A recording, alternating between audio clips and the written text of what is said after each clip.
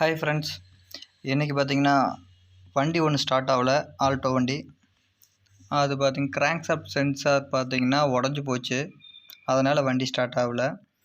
இது பார்த்தீங்கன்னா முக்கியமான ஒரு சென்சாருங்க காரில். இது ஃபெயிலியர் ஆகிடுச்சின்னா வண்டி ஸ்டார்ட் ஆகாது. இதைத்தான் நம்ம இன்றைக்கி எப்படி ப்ராப்ளம் ஆச்சு, அதை எப்படி ரெடி பண்ணுறதுன்னு பார்க்குறோம். நான் பார்த்தீங்கன்னா ஒரு நாள் காலையில் பைக்கில் வந்துக்கிட்டு இருந்தேன் ஒர்க் ஷாப்புக்கு.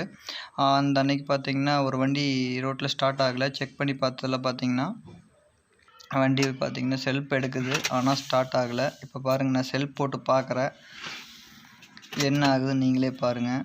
எல்லா டேஷ்போர்டில் எல்லா லைட்டும் ஓகே, எல்லாமே நார்மலாக இருக்குது, ஆனால் வண்டி ஸ்டார்ட் ஆகலை. பாருங்கள், செல்ஃப் போட்டு பார்ப்போம்.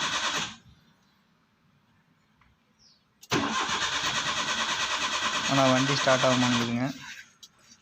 அதுக்கப்புறம் வண்டியை தூக்கி எடுத்துகிட்டு ஒர்க் ஷாப்புக்கு கொண்டுட்டு வந்து நம்ம ஸ்கேன் டூல் இருக்குமில்லங்க, லான்ச்சில் ஸ்கேன் டூல் நம்மக்கிட்ட இருக்குது. அந்த டூலை அந்த ப்ளூடூத் டிவைஸை வண்டியில் கனெக்ட் பண்ணி இதில் என்ன கம்ப்ளைண்ட் ஆகிருக்குன்னு ஃபஸ்ட்டு நம்ம ஸ்கேன் பண்ணி செக் பண்ணி பார்த்துட்டு அதுக்கு தகுந்த மாதிரி ஒர்க் பார்க்க போகிறோம்.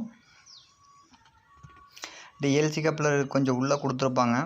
நம்ம வண்டிக்கு டேஷ்போர்டுக்கு இன்சைடு அடியில் படுத்து பார்த்தா தான் தெரியும், தெளிவாக தெரியும். அந்த டிவைஸ் பார்த்தீங்கன்னா கனெக்ட் ஆயிடுச்சு.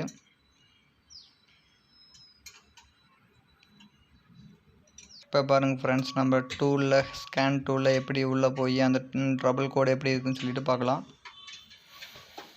உள்ளே போகலாம். இதில் டயக்னோஸ்டிக்கில் உள்ள கனெக்ட் பண்ணி உள்ளே போவோம். இதில் பார்த்தீங்கன்னா மாருதி ஆல்டோ அப்படிங்கிற ஆப்ஷனை நம்ம கிளிக் பண்ணுறோம். இன்ஜின் கண்ட்ரோல், மேனுவல் டிரான்ஸ்மிஷன், இந்த மாதிரி போகும்போது பார்த்தீங்கன்னா இப்போ கீ ஆன் ஆகலை, இசிஎம் ப்ராப்பராக இல்லை, அதில் ட்ரபிள் கூட அந்த மாதிரி காட்டுது. அதை நம்ம ரெக்டிஃபை பண்ணி அதில் செக் பண்ணல. P0335 அப்படிங்கிற கோடு காட்டுதுங்க. அதில் கிராங்க் ஷாஃப்ட் பொசிஷன் சென்சாருக்கு வர ஃபெயிலியர் சென்சார் ஃபெயிலியர் ஆகிருக்குன்னு சொல்லிட்டு காட்டுது. அதை நம்ம செக் பண்ணிவிட்டு அதை கிளியர் பண்ணிவிட்டு திருப்பி இந்த டூலை நம்ம டிஸ்கனெக்ட் பண்ணி வெளியே எடுத்துடுறோம். பாருங்கள், வெளியில் வரோம். அந்த சாஃப்ட்வேர்லேருந்து வெளியில் வந்துடணும். எப்போ டூல் கனெக்ட் பண்ணிங்கனாலும் இந்த மாதிரி ப்ராசஸ் பண்ணிடணுங்க. அப்போ தான் நம்ம ஸ்கேன் டூலுக்கு எந்த ஒரு ப்ராப்ளம் ஆகாது. இப்போ பார்த்திங்கன்னா அந்த சென்சாரோட லொக்கேஷன் காட்டுற வாட்டர் பம்புக்கு கீழே, கிராங்க் ஷாஃப்ட் புள்ளிக்கு பக்கத்தில், ஆல்டர்னேட்டருக்கு கீழே அந்த சென்சார் கொடுத்துருப்பாங்க. இது 3 பின் இருக்கும் இதில். இப்போ அதை ரிமூவ் பண்ணி உங்களுக்கு விசிபிளாக காட்டுறேன். அதுக்கு பார்த்திங்கன்னா 10 சைஸ் போல்ட் ஒன்று கொடுத்துருப்பாங்க. அதை ரிமூவ் பண்ணிவிட்டு சென்சாரை ஷேக் பண்ணி எடுத்திங்கன்னா சென்சார் வெளியே வந்துடும். பாருங்கள், சென்சார் இப்போ உங்களுக்கு விசிபிளாக காட்டுறேன். சென்சார் பார்த்திங்கன்னா டேமேஜ் ஆகிடுச்சு, உடஞ்சி போச்சு, ரெண்டாவே உடஞ்சி போச்சு. அதில் பாருங்கள் 3 பின்னு வரும் உள்ள, அந்த பின் தான் உடஞ்சிருச்சு. இது சென்சார் பார்த்திங்கன்னா நமக்கு புது சென்சார் கிடைக்கல. அதனால் ஒரு நல்ல ஒர்க்கிங் கண்டிஷனில் இருக்கிற ஒரு சென்சார் ஒன்று எடுத்து இதுக்கு ஃபிட் பண்ண போகிறோம்.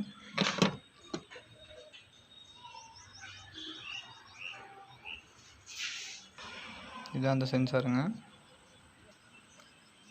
இது கிராங்க் ஷாஃப்ட் பொசிஷன் சென்சார்னு சொல்லுவாங்க.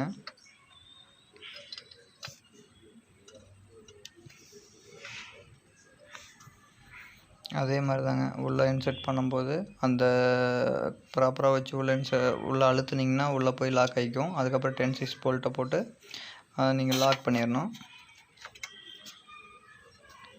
லாக் பண்ணிவிட்டு கப்ளர் ஃபிக்ஸ் பண்ணிடுங்க. அதுக்கப்புறம் எல்லாம் போட்டு முடிச்சதுக்கப்புறம் பேட்டரி நெக்கை ரிமூவ் பண்ணி வச்சுருவாங்க. அதில் பேட்டரி நெக்கை இன்ஸ்டால் பண்ணிவிட்டு வண்டி ஸ்டார்ட் பண்ணிங்கன்னா வண்டி ஸ்டார்ட் ஆயிரும். ஓகே ஃப்ரெண்ட்ஸ், இன்றைக்கி பார்த்த வீடியோ உங்களுக்கு யூஸ்ஃபுல்லாக இருந்திருக்கும். நம்ம சேனலை சப்ஸ்கிரைப் பண்ணுங்கள், பண்ணாமல் இருந்தீங்கன்னா. Thank you friends.